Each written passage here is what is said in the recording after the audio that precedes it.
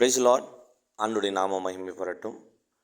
இந்த வருடத்தின் 2ஆம் நாளிலே கர்த்தருடைய வார்த்தையை உங்களோடு பகிர்ந்து கொள்வதில் மிக்க மகிழ்ச்சி. மத்தேயு எழுதின சுவிசேஷம் 6ஆம் அதிகாரம் 33ஆம் வசனம். முதலாவது தேவனுடைய ராஜ்யத்தையும் அவருடைய நீதியையும் தேடுங்கள், அப்பொழுது இவைகளெல்லாம் உங்களுக்கு கூட கொடுக்கப்படும். இந்த ஆண்டிலே நாம் செய்ய வேண்டிய அநேக காரியங்கள் உண்டு, உண்மைதான். ஆனால் தேவன் நமக்கு ஒரு ரகசியத்தை கற்றுத்தருகிறார். என்ன அது அப்படின்னா, முதலாவது தேவனை நாம் தேட வேண்டும். Seek the kingdom of God first. அவருடைய ராஜ்யத்தை, தேவனை முதலாவது நாம் தேட வேண்டும். எல்லா காரியத்திலும், எல்லா சூழ்நிலையிலும் தேவனை முதலாவது நாம் தேட வேண்டும். கடைசியில் அல்ல, முதலாவது அவரை தேட வேண்டும். இந்த ஆண்டினுடைய இந்த 2ஆம் நாளில் ஒரு தீர்மானத்தை நாம் எடுப்போம். இந்த ஆண்டில் நம்ம என்ன ஆரம்பித்தாலும் என்ன செய்தாலும் நம்முடைய விருப்பத்தின்படி அல்ல, நம்முடைய ஆசையின்படி அல்ல, நம்முடைய ராஜ்யத்துக்காக அல்ல, தேவனுடைய ராஜ்யத்தை முதலாவது நாம் தேட வேண்டும். தேவனை முதலாவது நாம் தேட வேண்டும்.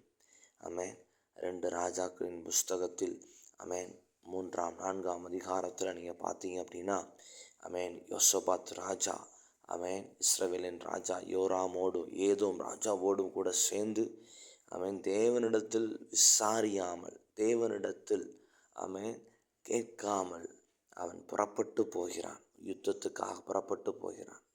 போகிற இடத்துல வழி தெரியாமல் அலைந்து திரிகிறார்கள். கடைசியில் அவர்களுக்கு தண்ணீர் கூட இல்லை. அந்த சூழ்நிலை எப்படி வருகிறது என்றால், ஜனங்கள் செத்து போகக்கூடிய சூழ்நிலைகள், மாண்டு போகக்கூடிய சூழ்நிலைகள், அப்படிப்பட்ட ஒரு அபாயம் அங்கே வருகிறது. கடைசியில் யோசபாத் ராஜா கேட்கிறார், இங்கே கர்த்தருடைய தீர்க்கதரிசி யாராகிலும் உண்டா? அப்பொழுதுதான் அந்த இடத்துல எலிசா தீர்க்கதரிசி வருகிறார். அவருடைய வாயிலிருந்து கர்த்தருடைய வார்த்தை வருகிறது. ஜனங்கள் தப்பி பிழைத்தார்கள். இந்த காலை வேளையில், இந்த முதல் நாளில் கூட, இந்த ஆண்டில் தேவ சமூகத்தில் நாம் தப்பி பிழைக்க அல்ல, கர்த்தருடைய பாதையில் நாம் ஆசீர்வதிக்கப்படும்படி கர்த்தர் நம்மை அழைத்திருக்கிறார். தேவனிடத்தில் கேட்டிருந்தால் ஆண்டவர் சரியாக நடத்தி இருப்பார்.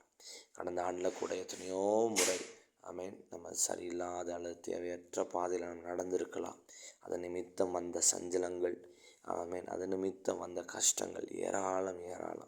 ஆனால் இந்த வருஷத்தில் அப்படி அல்ல. தேவ சமூகத்தில் நம்ம விசாரிப்போம். தேவனுடைய ராஜ்யத்தை முதலிலே நம்ம தேடுவோம்.